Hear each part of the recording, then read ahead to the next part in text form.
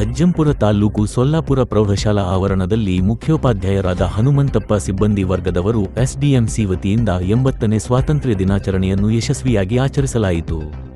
ಮುಖ್ಯೋಪಾಧ್ಯಾಯರಾದ Hanumanthappa H N ಮಾತನಾಡುತ್ತಾ, ಕಳೆದ ಸಾಲಿನಲ್ಲಿ ನಮ್ಮ ಶಾಲೆ ಎಸ್ಎಸ್ಎಲ್ಸಿಯಲ್ಲಿ 100ಕ್ಕೆ 100 ಫಲಿತಾಂಶ ಬಂದಿದ್ದು ನಮ್ಮ ಶಾಲೆಯ ಎಲ್ಲಾ ಶಿಕ್ಷಕರ ಸಿಬ್ಬಂದಿಗಳ ಶ್ರಮಕ್ಕೆ ಹಾಗೂ ಮಕ್ಕಳ ಆಸಕ್ತಿದಾಯಕವು ಕಾರಣವಾಗಿದ್ದು, ಪ್ರೋತ್ಸಾಹ ನೀಡಿದ ದಾನಿಗಳಿಗೂ ಸಂಘ ಸಂಸ್ಥೆಗಳಿಗೂ ಗ್ರಾಮಸ್ಥರಿಗೂ ಸಹ ಅಭಿನಂದನೆಗಳನ್ನು ಸಲ್ಲಿಸಿದರು.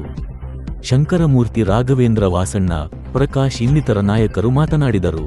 ಕಳೆದ ಸಾಲಿನಲ್ಲಿ ಅತಿ ಹೆಚ್ಚು ಅಂಕಗಳನ್ನು ಪಡೆದ ವಿದ್ಯಾರ್ಥಿಗಳಿಗೆ ಪ್ರತಿಭಾ ಪುರಸ್ಕಾರ ಮಾಡಲಾಯಿತು. ಶಿಕ್ಷಕರಾದ ಹೇಮಂತ್ ಕುಮಾರ್ ನಿರೂಪಿಸಿ, ಹನುಮಂತಪ್ಪ ಸ್ವಾಗತಿಸಿ, ಬಸವರಾಜಪ್ಪ ವಂದಿಸಿದರು. ಪ್ರತಿಭಾವಂತ ವಿದ್ಯಾರ್ಥಿಗಳಿಗೆ ಪ್ರತಿಭಾ ಪುರಸ್ಕಾರ ಮಾಡಲಾಯಿತು. ಮಕ್ಕಳಿಂದ ಸಾಂಸ್ಕೃತಿಕ ಕಾರ್ಯಕ್ರಮ, ನೃತ್ಯ, ಗಾಯನ, ಭಾಷಣ ನಡೆಯಿತು.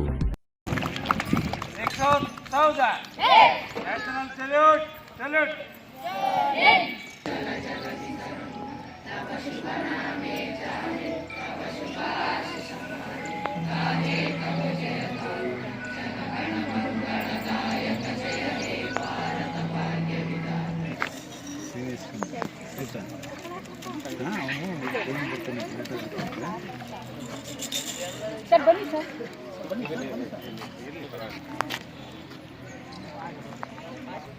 ಈ ಕಡೆ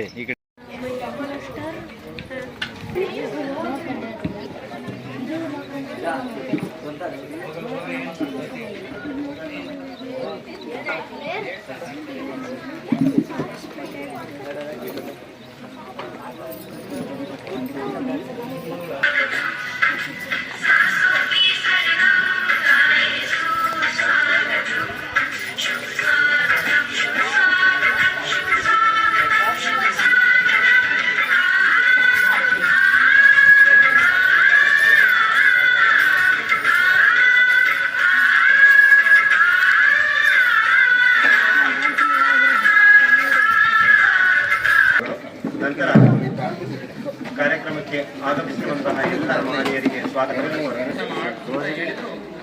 ವಿದ್ಯಾದಾನಕ್ಕೆ ಕೊಡುಗೆ ಕೊಡುವವನು ಅದಕ್ಕಿಂತ ಶ್ರೇಷ್ಠ ಅಂತ ನಾವು ಹೇಳ್ಬೋದು. ಹಾಗೆಯೇ ಇಲ್ಲಿ ಈ ಒಂದು ಕಾರ್ಯಕ್ರಮ ತುಂಬ ಉತ್ತಮವಾದ ಕಾರ್ಯಕ್ರಮ. ಈ ಕಾರ್ಯಕ್ರಮ ತುಂಬ ಅಮೋಘವಾಗಿದೆ. ಯಾಕೆಂದರೆ ಅಪರೂಪದ ವ್ಯಕ್ತಿಗಳನ್ನು ನಾವಿಲ್ಲಿ ನೋಡ್ತಾ ಇದ್ದೀವಿ. ಅವರು ಆಗಾಗ ಫೋನಲ್ಲಿ ದೂರವಾಣಿ ಮೂಲಕ ನಾವು ಕಾಂಟ್ಯಾಕ್ಟ್ ಮಾಡ್ತಾ ಇದ್ವಿ. ಎಲ್ಲ ವ್ಯಕ್ತಿಗಳು ನಿಮ್ಮನ್ನು ನೋಡಲಿಕ್ಕೆ ಅಂತ ಬಂದಿದ್ದಾರೆ, ನಿಮಗೆ ಕೊಡುಗೆಗಳನ್ನು ಕೊಡಲಿಕ್ಕೆ ಅಂತ ಬಂದಿದ್ದಾರೆ, ಶಾಲೆಯ ಬಗ್ಗೆ ಅಭಿಮಾನವನ್ನು ತೋರಿಸ್ತಿದ್ದಾರೆ. ಅಂಥವರಲ್ಲಿ ಈ ಒಂದು ಕಾರ್ಯಕ್ರಮಕ್ಕೆ ನಮ್ಮ ಶಾಲೆಯ STMC ಅಧ್ಯಕ್ಷರು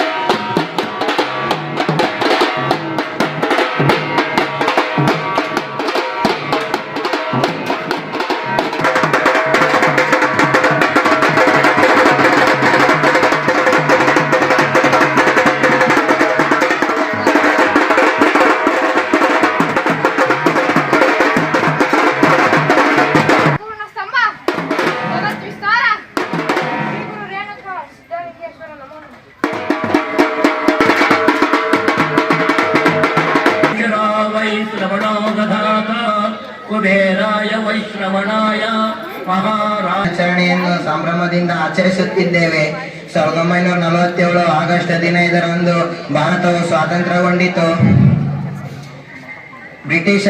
ಭಾರತವು ಸ್ವಾತಂತ್ರ್ಯಗೊಂಡು ಬ್ರಿಟಿಷರಿಂದ ಮುಕ್ತವಾಯಿತು. ನಾವಿಂದು ಕೇವಲ ಹಬ್ಬವನ್ನು ಮಾತ್ರ ಆಚರಿಸುತ್ತಿಲ್ಲ, ಭಾರತವನ್ನು ಉಳಿಸಿ ಬೆಳೆಸುವ ದೊಡ್ಡ ಜವಾಬ್ದಾರಿ ನಮ್ಮ ಮೇಲಿದೆ. ನಾನು ಇಂದು ದೇಶಪ್ರೇಮಿಯಾದ ಭಗತ್ ಸಿಂಗ್ ರವರ ಬಗ್ಗೆ ಕಿರು ಪರಿಚಯ ಮಾಡಿಕೊಡಲು ಬಯಸುತ್ತೇನೆ. ಭಗತ್ ಸಿಂಗ್ ರವರು ಭಾರತ ಸ್ವಾತಂತ್ರ್ಯ ಸಂಗ್ರಾಮದ ಅತ್ಯಂತ ಪ್ರಮುಖ ಹಾಗೂ ಯುವ ಹೋರಾಟಗಾರ. ಇವರು ಪಂಜಾಬಿನ ಬಂಗಾ ಗ್ರಾಮದಲ್ಲಿ ಜನಿಸಿದರು. ಇವರ ತಂದೆ ಕಿಶನ್ ಸಿಂಗ್, ತಾಯಿ ವಿದ್ಯಾವತಿ. ಇವರು 1907 ಸೆಪ್ಟೆಂಬರ್ 28ರಂದು ಜನಿಸಿದರು. ಬ್ರಿಟಿಷರ ವಿರುದ್ಧ ಧೈರ್ಯದಿಂದ ಹೋರಾಡಿದರು.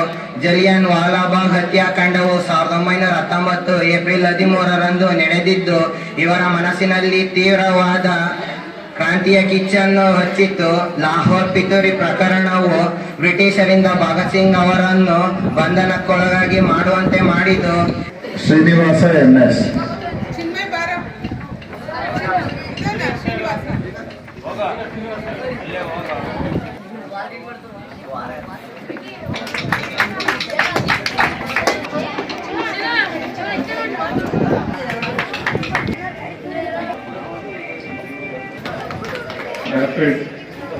ರ್ಯಾಪಿಡೆಕ್ಸ್ ಇಂಗ್ಲಿಷ್ ಸ್ಪೀಕಿಂಗ್ ಕೋರ್ಸ್ ಅಂತಕ್ಕಂಥ ಪುಸ್ತಕವನ್ನು ಮುಖ್ಯ ಶಿಕ್ಷಕರಿಗೆ ಹಸ್ತಾಂತರಿಸಿದ್ದಾರೆ.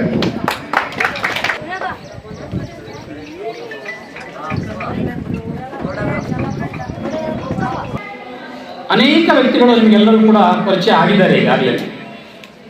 ನಾವು ಸ್ವಾತಂತ್ರ್ಯ ಪಡೆದ ನಂತರ ಯಾವ ರೀತಿ ನಾವು ನಾಗರಿಕರಾಗಿ ವಿದ್ಯಾರ್ಥಿನಿಯರಾಗಿ ಈಗಿನ ವಿದ್ಯಾರ್ಥಿಗಳೇ ಮುಂದಿನ ನಾಗರಿಕರು ಅಂತೇಳಿ ಹೇಳ್ತೀವಿ, ಅದನ್ನು ಜವಾಬ್ದಾರಿಯುತವಾಗಿ ನಡೆಸ್ಕೊಂಡು ಹೋಗಬೇಕಾಗಿದೆ. ಹಾಗಾಗಿ ನಮ್ಮ ಸಂವಿಧಾನವನ್ನು ನಾವು ಗೌರವಿಸಬೇಕು. ಸಂವಿಧಾನದಲ್ಲಿ ರಚಿಸಲ್ಪಟ್ಟ ಅನೇಕ ಜವಾಬ್ದಾರಿಗಳನ್ನು ನಾವು ಪಾಲಿಸಬೇಕಾಗಿದೆ. ಈ ಸಂದರ್ಭದಲ್ಲಿ ಬಹಳಷ್ಟು ಜನರು ಏನು 8, 9 ಮತ್ತು 10ನೇ ತರಗತಿಯಲ್ಲಿ ಇದ್ದೀರಾ, ನೀವೆಲ್ಲರೂ ಕೂಡ ಬಹಳ ಜವಾಬ್ದಾರಿಯುತವಾದಂತಹ ಕೆಲಸಗಳನ್ನು ನಿರ್ವಹಿಸಬೇಕಾಗಿದೆ. ಏನು ಅಂತ ಹೇಳಿದ್ರೆ, ನಿಮ್ಮ ಹಕ್ಕುಗಳಿಗಾಗಿ ಹೋರಾಟ ಮಾಡ್ತೀರಾ ಮುಂದಿನ ದಿನಗಳಲ್ಲಿ ಅಂತ ಅಂದ್ಕೊಳ್ಳೋಣ. ಆಗ ನೀವು ನಾಗರಿಕ ವಸ್ತುಗಳಿದೆ, ನಾಗರಿಕ ಸಮಾಜದಲ್ಲಿ ನಾವು ಉತ್ತಮ ಪ್ರಜೆಗಳಾಗಬೇಕು ಅಂತಂದರೆ ನಾವು ಆದರ್ಶರಾಗಿರಬೇಕಾಗ್ತದೆ. ಅದಕ್ಕೆ ಒಂದು ಉದಾಹರಣೆ ಹೇಳಬೇಕು ಅಂತಂದರೆ, ನಿಮಗೆಲ್ಲ ಗೊತ್ತಿರಾಗೆ ನಾನು ಕೂಡ ಇಲ್ಲಿ 1958ರಲ್ಲಿ ಹುಟ್ಟಿ ಬೆಳೆದಂಥವನು. ಬಟ್ ಹೈಸ್ಕೂಲು ನಾವಿಲ್ಲಿ ಮಾಡಲಿಲ್ಲ. ಪ್ರೈಮರಿ ಸ್ಕೂಲ್ ಮಾತ್ರ 4ನೇ ಕ್ಲಾಸಲ್ಲಿ ತರಗತಿಯಲ್ಲಿ ಹೋದೆ. ತದನಂತರ ನಾನು ಶಿವಮೊಗ್ಗದಲ್ಲಿ ನನ್ನ ಹೈಸ್ಕೂಲ್ ವ್ಯಾಸಂಗವನ್ನು ಮುಂದುವರಿಸಿಕೊಂಡು ನಂತರ ನಾನು ಡಿಪ್ಲೊಮಾ ಭದ್ರಾವತಿಯಲ್ಲಿ ಪಡೆದು ಇಂಜಿನಿಯರಿಂಗ್ ಪದವಿಯನ್ನು SIT ತುಮಕೂರಿನಲ್ಲಿ ಪಡ್ಕೊಂಡೆ. 110 ರೂಪಾಯಿ